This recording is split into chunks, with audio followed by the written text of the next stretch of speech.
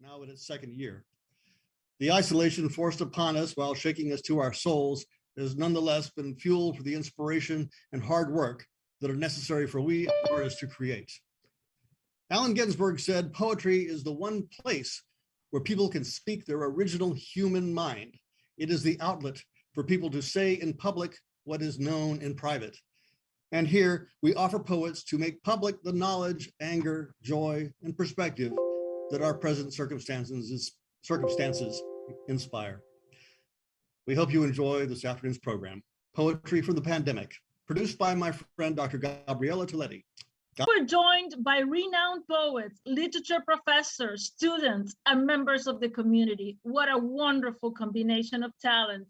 Through their poems, these writers share their feelings, their anguish, their hopes, their creativity, and their healing and transformational power. It is now my great honor and privilege to introduce Poet Laureate Dr. Luisa Y Gloria. Originally from Baguio City, Luisa Y Gloria is the author of Maps for Migrants and Ghosts, published by Southern Illinois University Press. This book was a co-winner in 2019 of the Crab Orchard Open Poetry Prize. She's also the author of The Buddha Wonders If She's Having a Midlife Crisis, Phoenicia published in Montreal, 2018, and also the author of 12 other books. Luisa was the inaugural recipient of the 2015 Resurgence Poetry Prize, the world's first major award for eco-poetry, selected by a panel headed by former UK laureate Andrew Mosham. Y Gloria is a Louis Jeff Professor of English and Creative Writing at Old Dominion University, where she directed the English and Creative Writing program from 2009 to 2015. She also leads workshops for and is a member of the board of directors of the Muse Writers Center in Norfolk. In July 2018, she was appointed Poet Laureate of the Commonwealth of Virginia. The Academy of American Poets awarded her one of 23 Poet Laureate Fellowships in 2021 to support a program of public poetry projects. What an honor to have you with us today, Dr. Luisa Y Gloria. Welcome. Dr. Y Gloria will read 5 poems. Thank you so much, Professor Toletti, and thank you everyone who is part of this series. Thank you for letting me join you today. And I am honored to read some poems for this very important program. I also, as a woman and an immigrant, I also share with you the hope that through our art and words and scholarship, we can continue the important work of eradicating social, educational, and other forms of injustice. And doing so, we honor the lives and legacies of those who make it possible in any way for us to occupy the spaces that we do today. And especially since all we have gone through in the past almost 2 years, I think this program is so timely. So I will open with a poem that I wrote in that first spring that we saw the coronavirus.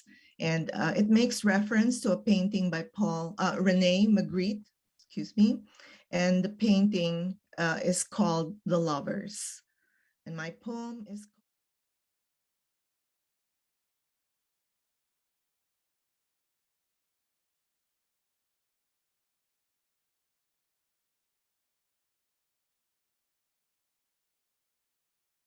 Women in a rust-colored dress kiss each other through a full veil of natural linen or cotton, which clothing ads might describe as breathable, meaning woven from fibers which allow air to circulate freely so as to make feverish climates, say in the tropics or in summer, more bearable.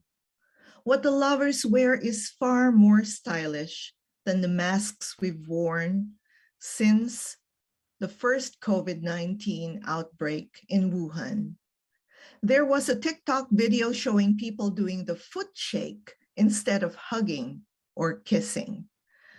The French government urged its citizens to stop giving each other la bise, those little airy puffs of kisses, 1, 2,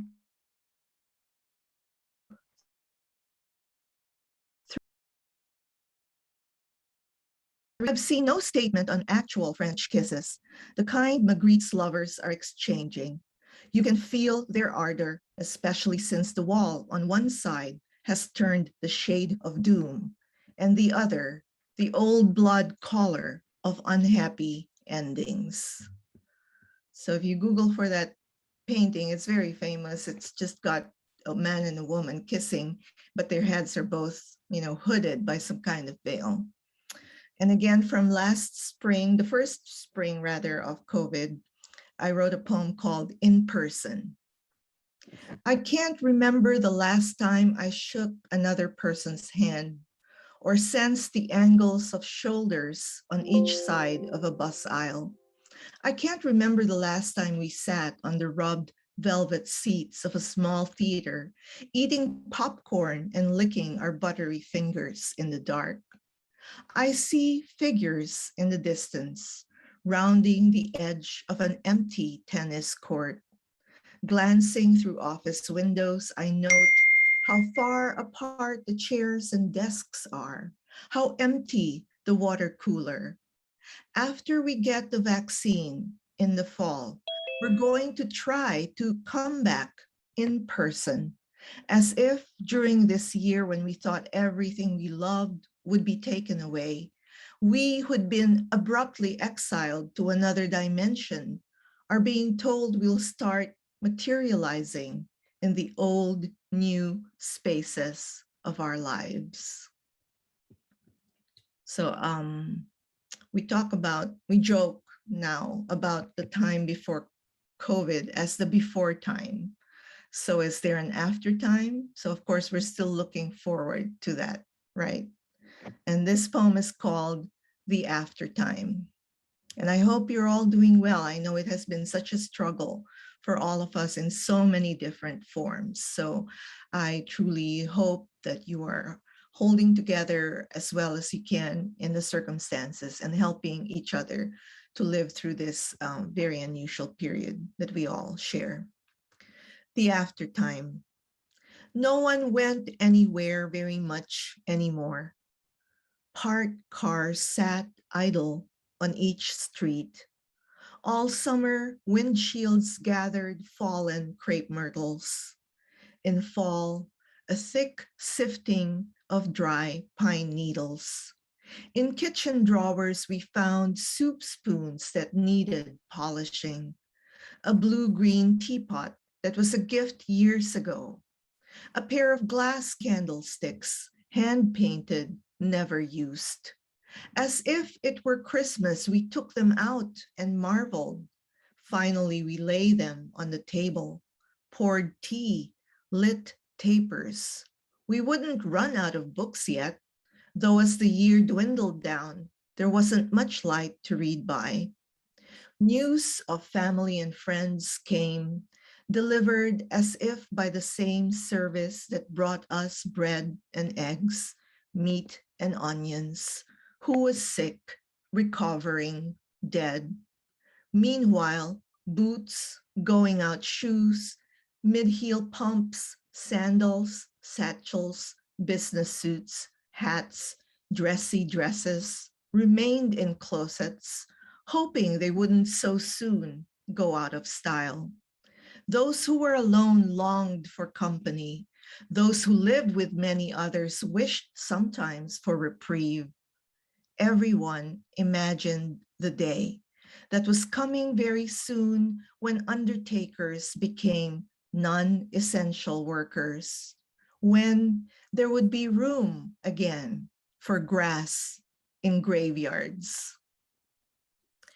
And I know I'm sharing the virtual stage with so many other wonderful poets, so I think I will just finish with one more poem. It is in response to hearing people say sometimes, I wish it were normal again. I wish we could go back to normal. as if we now know what that means, right? Do you all know what's normal now, right? So this poem is a haibun. It's in the form of a haibun. Basically, you can't see it, but on the page, there is a prose poem stanza in the first half of the poem, and I close with 3 lines, like a haiku at the bottom. So this one is called, "You say you need the world to be the world again. What wounds, what overgrown fields and blunted plows, what skies dangling with free fall of blasted birds, what broken shelves of mountains on which Markhor have left behind their winter coats, their spiraled horns. What towns of smoke and elegy of 9 a.m. shadow. What strange noons of orange fog, an acreage of embers sparking into fire. The moon keeps a tally on its chipped marble whiteboard. Each plank of hewn and stolen wood, each pod of pilot whales and porpoises, their effort to steer out of boiled salt water to strand upon the coast. And you, mouth that did not eat of soups with sea turtle eggs and pangolin flesh, that did not tear the joints off button quail roasted on bamboo spits, that did not dip a spoon into stews of elk. Yet you dressed your skin in velvet and let them dwindle into abandoned shells, sink like rusted vessels. Always at dusk, the ancestors visit. Their wings cleave air you find increasingly hard to breathe. What wounds, what fingerprints you've left on every surface. Hard as diamond points, scattershot trails visible from thousands of miles above the earth. There's only this moment. Don't call on stars or meteors. Don't speak just to speak. Thank you so much for listening to these words. Thank you, Luisa. Thank you for your thought-provoking poems, your beautiful poems. We are honored to have you today. And now it is my great honor to introduce Dr. Renee Olander. Dr. Olander is Associate Vice President at Old Dominion University and Literature Professor. Renee is author of American Dangerous, a poetry collection, and the chapbook A Few Spells and Wild Flights. Her work has appeared widely, including in the Split This Rock Heart Online and the Chronicle of Higher Education Poetry Month blogs, anthology, Feminine Rising, Voices of Power and Invisibility, Forgotten Women, and Verse and Universe, poems about science and mathematics, and journals, Hawaii Pacific Review, Best of the Decade, Rhino Plainswoman, Dogwood Review, Snake Nation Review, and many others. Recipient of the Kate Smith Award from Amelia Magazine, the Ben Award for Creative Writing from Mary Baldwin University, and a Pushcart Prize nomination from Sister Song, Women Across Culture. Olander was raised on and around U.S. military bases and works to advance regional interests, addressing the social determinants of health, healthcare, disparities, climate change, and recurrent flooding. Dr. Olander will read 2 poems, Threading and Isolation and Mental Health amid COVID-19. Welcome, Dr. Olander. Thank you so much, Dr. Toletti, for your very kind introduction. It's such an honor to be here today. Thanks for everyone for being here. And thank you, Dr. Gloria. It's so nice to hear you always. And so So I give a shout out of good health to everyone. And this first poem, Isolation and Mental Health Amid COVID-19, I wrote pretty early on in the pandemic. I was asked to submit a poem for an anthology that was going to benefit mental health care workers in the United Kingdom. And right before the pandemic, a very, very dear friend of mine had died. And we were trying to plan her a memorial for her. So it references her in this poem. So Isolation and Mental Health Amid COVID-19 for Carolyn Hodgson Myers Rhodes. Skies open where massive trunks came down, canopied shades, whole ecosystems gone, climate change. We cancel the beach house, postpone offering her ashes to the ocean. Yes, we say, it's good she doesn't have to live through this. Sporting homemade masks around town, I hear so many birds call, spring unfurls by minute, seconds, tulips, irises, lilies of the valley. I try not to look at the numbers more than once a day, avoid obsession. How many times can the towers come down? Children already disoriented. Most healthcare workers being women. Yesterday's New York Times reported a hospital emergency medical director's suicide. After surviving COVID-19, she went back to battle and buckled. In photos, she smiles clear-eyed. Yesterday, my fingers found themselves around oil pastels coloring a mandala sent by our local domestic violence shelter. Who knew coloring calms anxiety, approaches meditation in benefits? Don't drink yourself to death, I say, finishing off a bottle. Grief-hewn, I slept through this morning's wee hour meteor shower and Milky Way. Now I muster, shoot for gratitude, another day.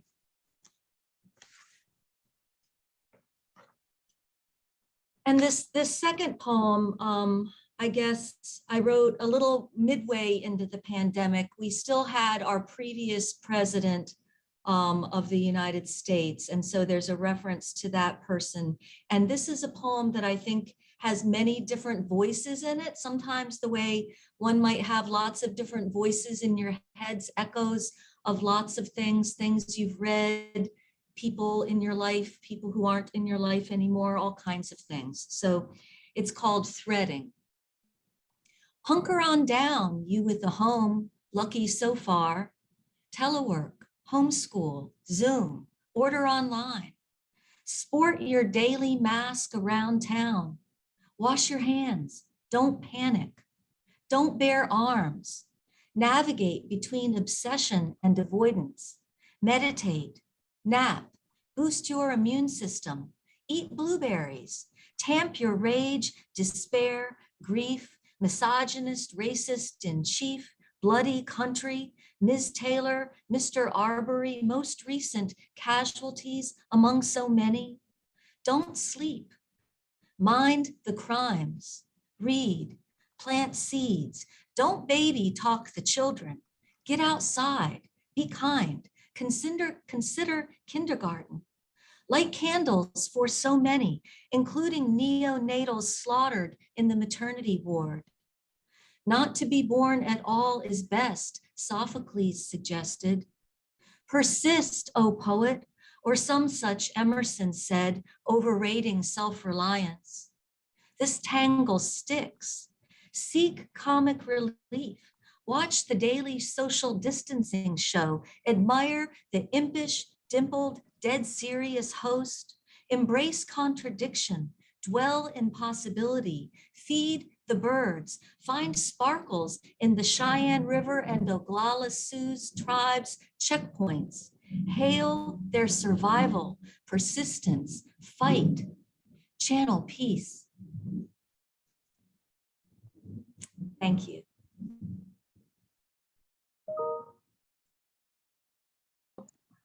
Thank you so much, Renee. Thank you for your thought-provoking and wonderful poems. Thank you. Poems that really make us and help us to heal during these very, very strange times. Thank you. And it is now my honor to, and my pleasure to introduce Patricia Fowler. Patricia is a certified advocate, board certified Christian counselor, author, minister of the gospel, and public speaker. She's the founder of Pure Heart Advocacy, a business designed to touch the heart of others by helping young girls and women who have or are struggling with abuse, and to educate and bring awareness to the community, schools, churches, and everywhere regarding domestic violence. Patricia speaks on her past experience with domestic violence in hopes of helping other women to feel free enough to speak about their situations, to get out and to get help before it is too late. Patricia is a four-time author. Two of her co-authored books focus on the journey with domestic violence. She became a first-time author in 2017 with her first inspirational self-book entitled Strength in Her Struggles. Patricia believes that we need to speak out and go after what we want and need in our lives. Otherwise, we keep ourselves in a life of complacency. Patricia will read her poem, Black Eyes and Circles. Welcome, Patricia. Good morning, and thank you for having me. I'm glad to be here. So this poem I wrote is called Black Eyes and Cries. It's dedicated to a coworker that was killed due to domestic violence. So, another black eye, busted lip, and injured hip. God is so good to me anyway, I'm not even going to trip. He did this to me again for no good reason or rhyme. If he's been drinking, it's sure to happen every time.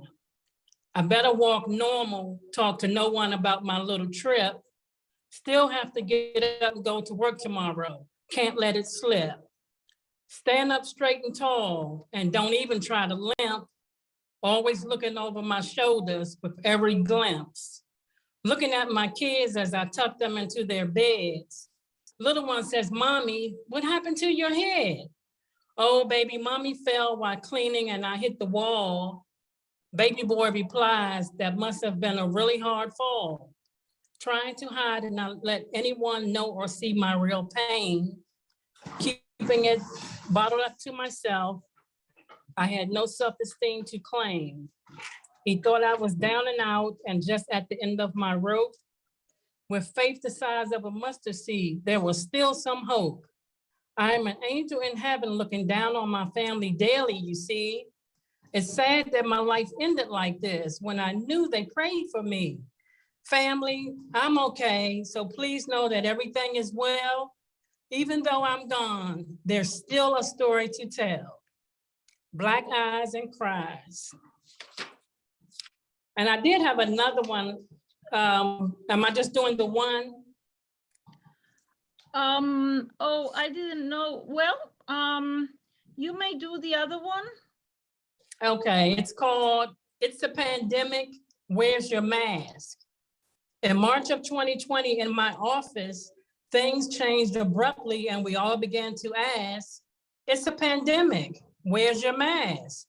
Working from home every day was sometimes not an easy task, but we still had to ask, it's a pandemic, where's your mask?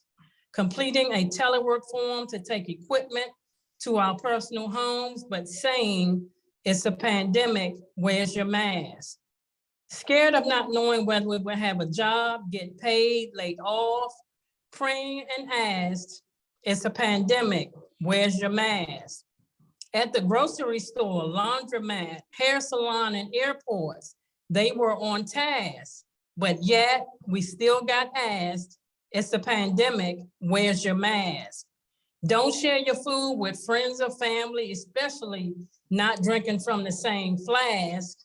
It's a pandemic, where's your mask? Washing your hands continually, using sanitizer or even wearing gloves to help. But they said, it's a pandemic, where's your mask? Things have changed so much. Some have slowed down, but things are getting back on track.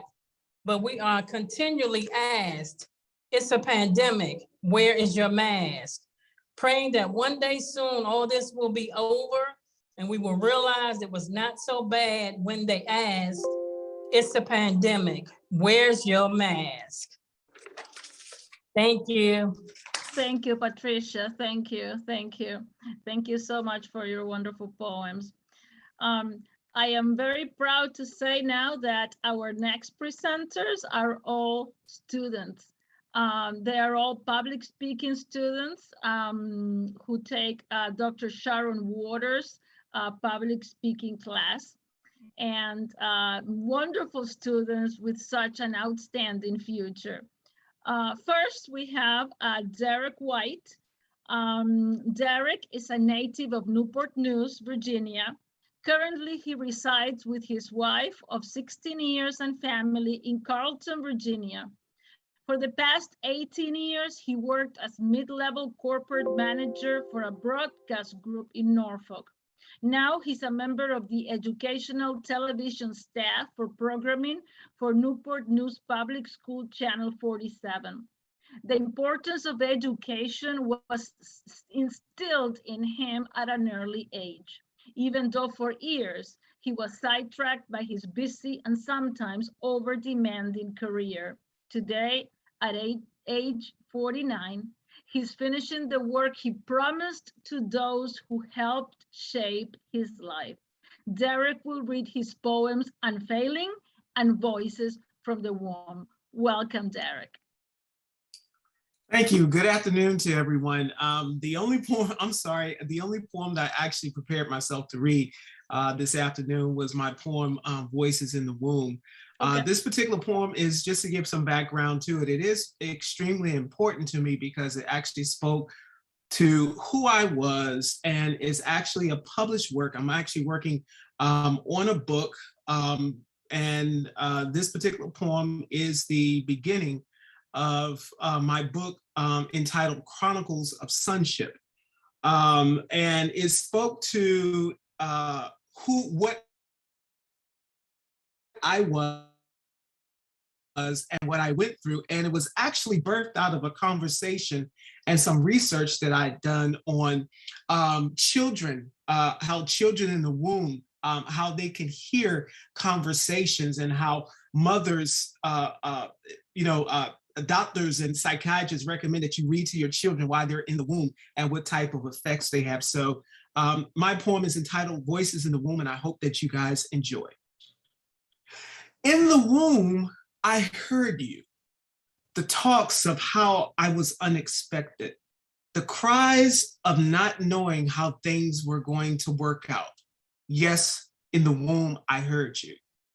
In the womb, I heard you, moments of intimacy while I was still being fashioned by the hand of God, the climax of satisfaction, gratification, all the longing for love. Yes, in the womb, I heard you.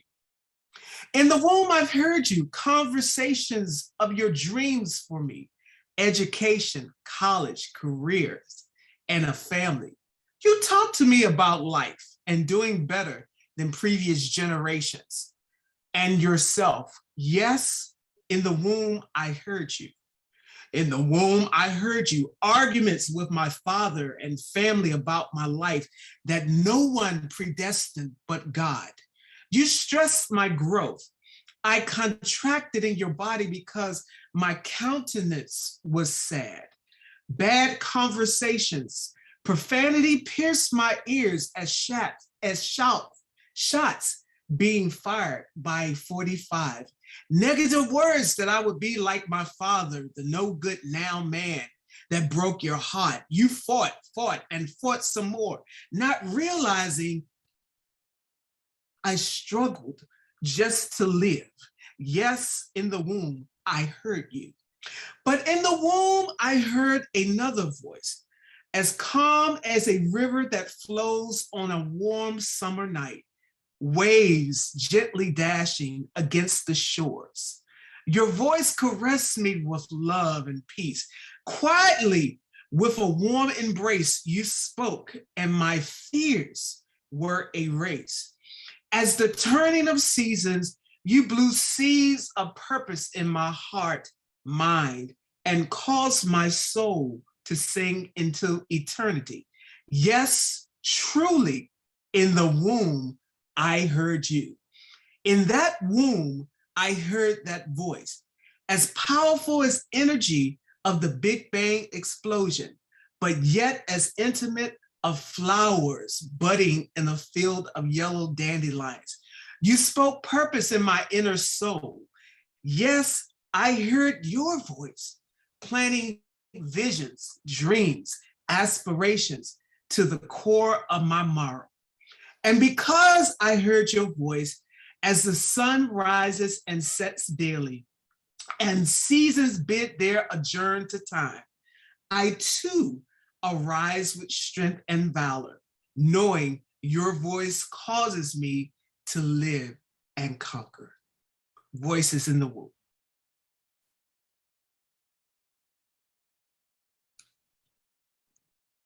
Thank you, Derek. That was wonderful. Thank you. Congratulations. Thank you. Thank you. Thank you. Thank you so much. Our next poet participant is Danae Scott, 10 years old, and is currently serving active duty in the military and works in healthcare. This is her first semester at TCC, and her goal is to get an associate's degree and transfer to a 4-year college. Danae will read her poem, Voice of the Poet. Hello, everyone. This is my first time actually doing anything like this. I'm actually kind of nervous, but I'll try to not be as much right now. My poem is also, it's about Jamaica. That's where I was born and raised. I came to the US when I was 19 years old. So I'm about to start. Jamaica, the land of my birth, the place I still call home, the place that houses my family and my dearest friends, the place I felt most like myself, the place that raised me and made me into the woman I am today, and the place I would never trade for anything. Thank you. Thank you, Danae. That was wonderful. Thank you so much. Thank you for your participation, and you did great. Our next poet is Devon Evans. Devon is 20 years old and says that he has always been a writer because he has always been interested in being able to write. He loves to write no matter what he writes. It was in high school when he developed his passion for writing further, and since then, writing has remained his favorite interest. Today, he will read his poem, Visceral Voice. Hello, it's nice to meet everybody here, and Hello, I will be reading my poem. And I will be reading my poem of Visceral Voices. So I will begin. Starts. The sky that's pastel blue, a color that reminds me of you. Remind me of how I cherish your presence. The everlasting green from the grass on the ground, simply growing like the world you have found. The sounds of the world are very faint, like an artist that likes to paint. The lights that shine so bright, reminiscent of how you live your life. Things can change without a sight. However, you always make it right. I envision you like a dream that never ends, almost like my number one friend. The love I feel will always shine through. The love I feel will always be for you. Thank you. Thank you, Devon. Thank you so much. Thank you. Our next poet is Tawana Cook, also a student poet. Tawana is an aspiring psychology major who wants to help people reach their innermost selves. She's 43 and is drawn to writing and crafts, using them often when she allows her subconscious free rein through meditation. She hopes to be able to publish her first novel soon, a project long in the making, while continuing her education in all possible ways. Her motto is, You never stop learning. Evolution demands it. Tawana will read her poem, Timeless. Hi, guys. Hello, Tawana. Oh, how I envy you. I watched you as you grew, sprouting, bursting forth, arms opening wide to the warmth of the sun, boasting your differences even in adolescence, shapes and colors blurring as you dance to the song of the wind. You are not like others. Your very DNA is resilience. The enormous strength it must take to just be, holding on to your roots as if they define you, because they do. Pride is your umbrella as the rain pours down your back and ices over. Still you remain tall, standing,